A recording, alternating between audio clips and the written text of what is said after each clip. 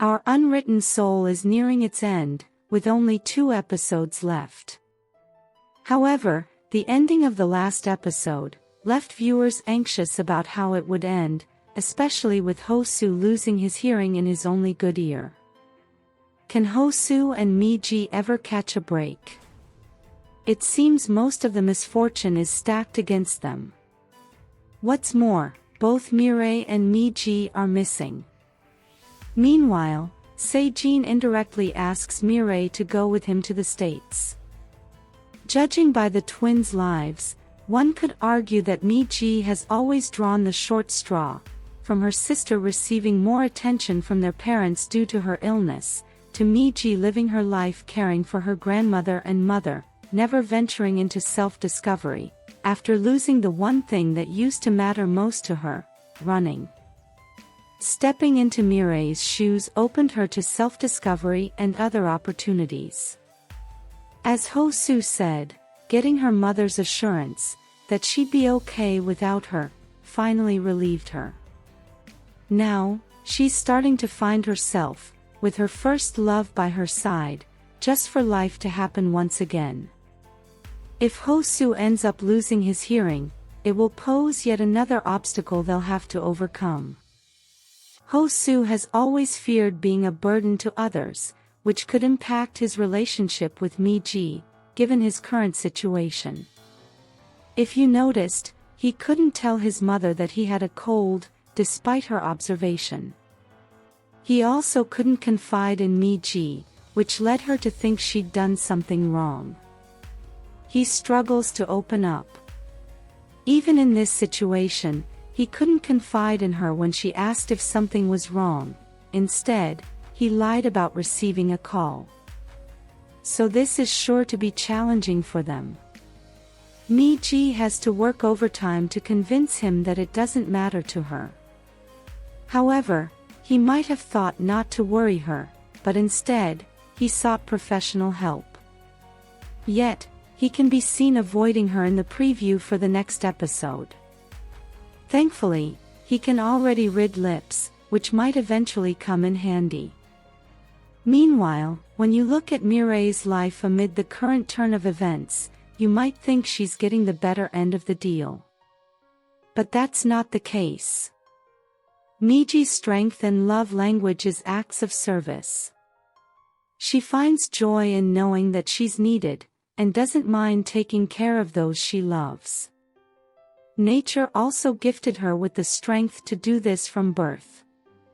On the other hand, MiRae has been ill since birth, and she has no interest in the lives of others, as she already has a lot going on in hers. This might come off as self-centered, but this is her way of surviving.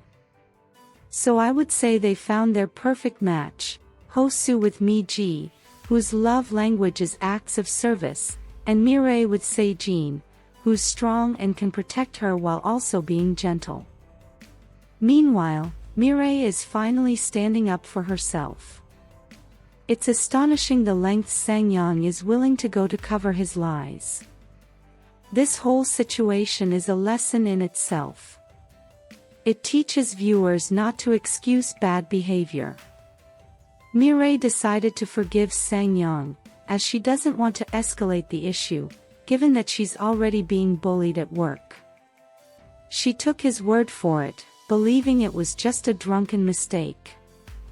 However, not trusting her forgiveness, the slimy SeJin had to make her the oppressor. Now, she's not only pressing charges, but also standing up for herself.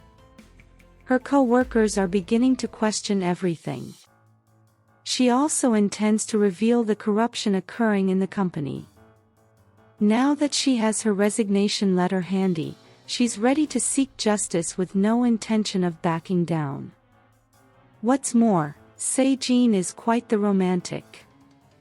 When wooing MiRae with his sports car didn't work, he decided to show her that she could achieve success outside her current job. This is why he took her to meet his friends, who are thriving outside their previous jobs. He was smooth in asking her to go with him to the States. Meanwhile, Sang-woo's story is heartbreaking. She loved her friend Rosa so much that she took the blame for the murder. Fortunately, she finally found people who could read her. I must say I was a bit frustrated with her when she refused help from MiJi after cutting her off. What's more, Ok-hui and Bunhong's relationship is delightful to see. They'll make great in-laws. Ok-hui is finally understanding her mother for the first time. It's sad that she thought her mother hated her. We could tell that her mother loves and worries about her when she called late at night after hearing about her injury. Meanwhile, Chung-gu pulled a fast one by publicly exposing Rosa's past. However, his question to HoSu makes sense. Rosa is not exempt from prosecution just because she has no family and isn't wealthy. She deserves to face justice if she committed a crime. You can see his genuine concern for HoSu and the impact of HoSu's disappointment on him. They might end up working together in the end. Meanwhile, MiRae gives SeJin an answer to his offer to travel to the States with him. She decides to stay behind to fight through her struggles. This could either lead to SeJin leaving without her, or deciding not to go because of her.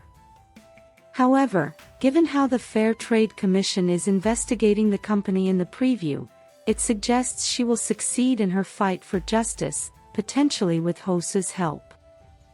I wonder what will happen to their strawberry farm in the end. They both are bigger than Dasanri, and have much to accomplish, but they might end up calling Dasanri home after all. Meanwhile, Bunhong told Ok-hui that she still had a chance with her mother, as she's still alive, but from the preview, it seems they're running out of time. This might finally be a time of healing for both mother and daughter. What's more, MiJi and HoSu will face their last challenge. After leaving MiJi with the cake, HoSu visits a doctor to find out what's wrong with his ear. Seeing his anguish, it can't be good news, as he can do nothing while losing his hearing. Worried about how he left, MiJi visits him with the cake, but he turns her away, as he doesn't want to worry her, but ends up having the opposite effect. He slides down his door after pushing her away, suffering alone in the dark. It's sad this is happening after MiJi's lucky dream. How cute is she while narrating her dream? How do you think it will end? Let us know your thoughts in the comments section below. If you enjoyed this content, please give it a thumbs up, share it, subscribe, and turn on your notification bell for all things wonderfully K-drama. Thanks for watching, bye.